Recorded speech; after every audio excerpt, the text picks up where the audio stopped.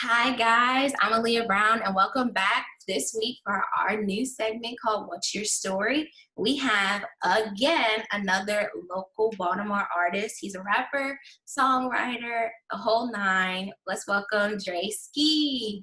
How you feeling? How you feeling?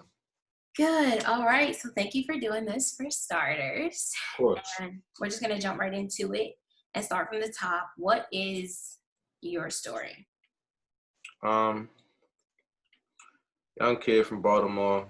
Grew up in Baltimore County most of my life. My whole family from in the West City, Baltimore. So, even growing up in the county, I had a lot of, differences from where I was growing up from what I was born into for real. So, life for me just in general was just um I would say like a little slow on the start off. And basically, like I said, man, I just grew into myself in a way where I found that music was the thing that helped me had an outlet for all the things that was going on around me. And we all got a story. We all come from a certain background, but I just had to learn how to tackle mine a little bit differently. Right. And so when did you kind of get your start in music? I say I got my start in music. I've been trying to rap since a kid. I get mad at. I was just actually thinking about that this morning. How I get mad at my mom, and I would go and just run in my room, probably crying, and write a rap or something. Oh, wow. Craziest stuff in the world. I'd probably be cussing and all that, and then just ball it up, never let her find it, and then I just feel a lot better. And from early on, I knew that that was something that made me feel better for real. So I think I started taking it seriously though when I was probably like 15. Oh, okay. Okay. Yeah, And how old are you now? 25. Oh, okay. So about a good little 10 years. Yeah, give or take, yeah. And so can you talk to me a little bit about your journey, how you kind of transitioned into, I would say, the rapper that you are today? So from just kind of starting at 15 and then to now actually doing shows and having projects and stuff like that. I mean, yeah. Honestly, like I said, it was a slow start. I started off in my homeboy's mom's living room, and you know, he knew one or two things about how to record, and I just found it I just took to it instantly. I heard what it sounded like when your voice is over that recording, and I was like, bro, I gotta get in there. Yeah. So, we did that. And of course we was in the apartment building. So everybody in the hallways, sitting in the hallways trying to listen to us laughing and stuff. But it went from there. I think that was the point where I learned how to actually craft my songwriting ability. I actually became comfortable expressing myself, especially under that pressure of all them people in the hallway. Right. Stethoscope to the door type situation. You know what I'm saying? Cups to the door, trying to really hear what you're trying to do in there. So, and by me being a versatile artist, even from the beginning, it was very hard for me to find my comfort zone, trying to do different, I guess, genres. Yeah. And like I said, amongst that pressure for real. So I never really had privacy for me to grow into the artist that I'm in. So I never really had that problem with a room full of people and me sitting there writing a song or whatever.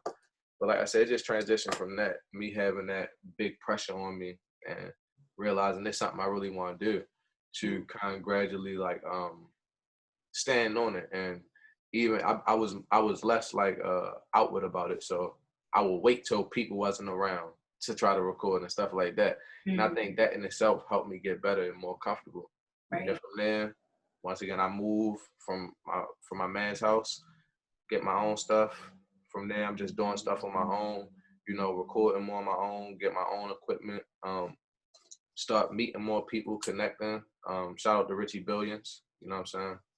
Yeah. And I think one of the first shows we all get into is paid shows, we actually paid to go and perform, Mm-hmm.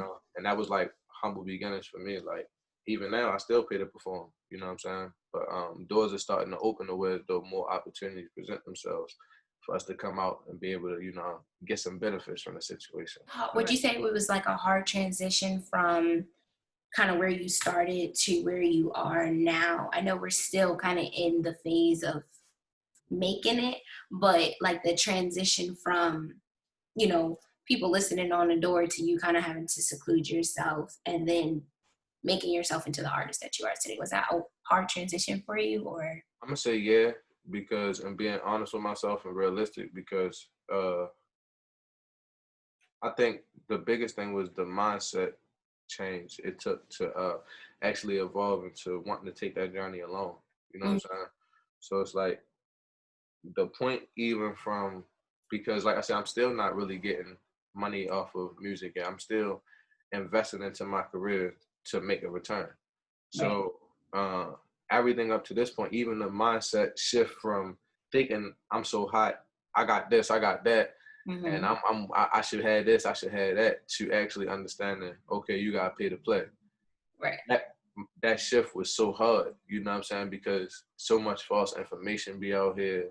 So Mhm. many people be out here trying to lead you astray. So many people out here trying to rob you for your royalties, talents, and everything else. You know what I'm saying? So Yeah. just having a transition to understanding that I gotta rely on myself. You know Hmm. what I'm saying? That was, and that's the point that I'm at now, like actively walking that walk. You know what I'm saying? So yeah, that was a big transition for me, and I know that it's still hard, and it's going to get a little bit harder. Especially, it's just that I found what I believe, you know, make things a little bit easier. You know, we try and kick the door down, going to 9 to 5 and stuff like that, Right. and that stuff ain't working. Right. So it's always hard getting to whatever point that you at from where you was at. At this point, we gotta capture big capital, and then I think it'll get a little easier. But even to do that, that's gonna be hard. Exactly. So Yeah. yeah, it's And hard. because you want to turn your side hustle into your career, right? Something you're passionate about. So it's hard, to still work and pay the bills, but also no need to do what you need to do to get your real fuel off the ground. So, Definitely. and so you talked a little bit about being a versatile artist. Can Right. you kind of expand on that for me? What do you mean by that?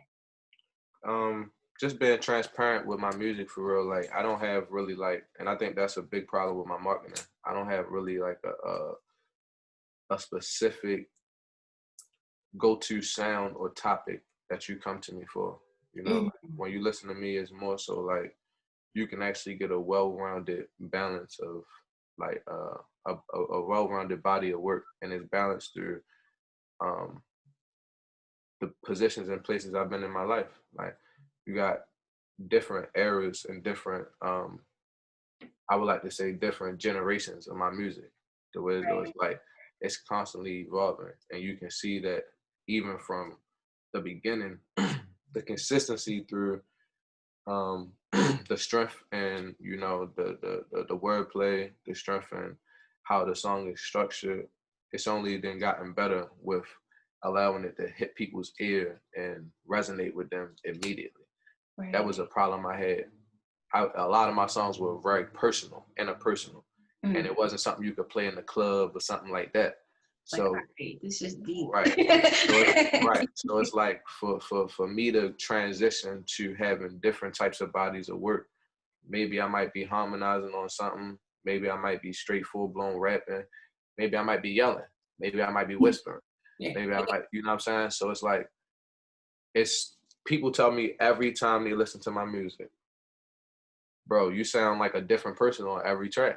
And and they don't say it in a bad way. They don't say it like, Right. oh, you trying to be like this or you trying to be like that. They be like, bro, like that in itself is so much different. And it's like Yeah. it took for me to keep hearing it for me to realize that's something. You know Yeah. what I'm saying? Like it's Yeah. not something that I did intentionally. It's just something that I'm being so transparent in my music that it just happens. Right. And that kind of, gives people like something to remember you by. It's like, we already know that Ski gonna have something different on this track, or he not gonna sound like the last track, or and you can make it very, as you would say, versatile and kind of fluid with that. Yeah. Do you have any inspirations that you kind of feed off of? I love hip hop. I love music. I love music in general. But Mhm. I really rarely listen to anybody. Like I Okay. don't listen to music. I don't watch TV. Like I don't like I research and I make music and I create. And I think that that's something that helps me stay in a space where I don't sound like this person or that person. Okay, I think that's pretty much all I have for questions. Tell people where they can follow you and follow your music, and if they're not already a fan, how to become one. You can follow me on everything. SMGZkie. SMG Ski Mask Gang. Ski, spell it 4 ways and they still don't stray.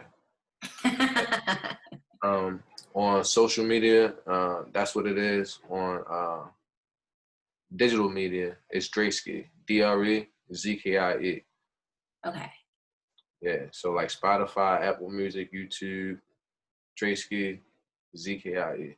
All right, so I think that's all that we have for this week. And thank you guys so much for tuning in to What's Your Story with local Baltimore artist DreZkie. See you next week. Let's go global.